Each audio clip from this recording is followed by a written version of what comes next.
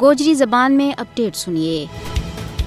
یہ ایک ناقابل تردید حقیقت ہے کہ زور، زبردستی اور طاقت کا اندھا دھند استعمال نال کسی کا نظریات، جذبات اور احساسات پر پیرو نہیں بساڑے جا سکتو، لیکن بھارتی فسطائی حکومت اپنے زیر تسلط جموں کشمیر میں اس حقیقت نہ جٹھان کی جودیاں ماں مسلسل مصروف ہے۔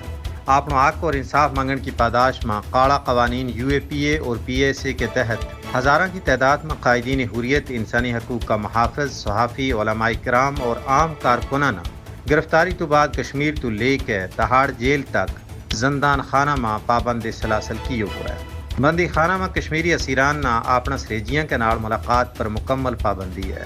انہوں نے عدالتوں میں اپنی صفائی پیش کرنے کی اجازت نہیں ہے اور نہ ہی علاج معالجہ کی سہولیات دستیاب ہے۔ حریت کانفرنس کا سینئر رہنما شبیر احمد شاہ زندان خانہ میں شدید علی ہے، لیکن انہوں نے علاج معالجہ کی سہولیات نہیں دیتی جا رہی۔ یہ سلسلہ آج کو نہیں بلکہ اس تو پہلا بھی کئی کشمیری قیدی علاج نہ ہونے کی وجہ نال اپنی زندگی تو آہ تو بیٹھا ہے، جنہاں میں حریت کانفرنس کا عظیم رہنما محمد اشرف صحرائی، الطاف احمد شاہ اور غلام احمد بٹ شامل ہیں۔ بھارت سیاسی قیدیوں کا حقوق، وقار اور طبی دیکھ بھال تو انکار کر کے جنیوا کنونشن کی سنگین خلاف ورزی کر رہی ہے۔ مودی حکومت بھارتی جیلوں نہ کشمیری قیدیوں واسطے ٹارچر سیل کا طور پر استعمال کر رہی ہے، لیکن یہ بھارتی حکومت کی پول ہے کہ وہ کشمیری اسیران پر ظلم کر کے انہوں کا نظریات اور احساسات نہ تبدیل کر لے گی۔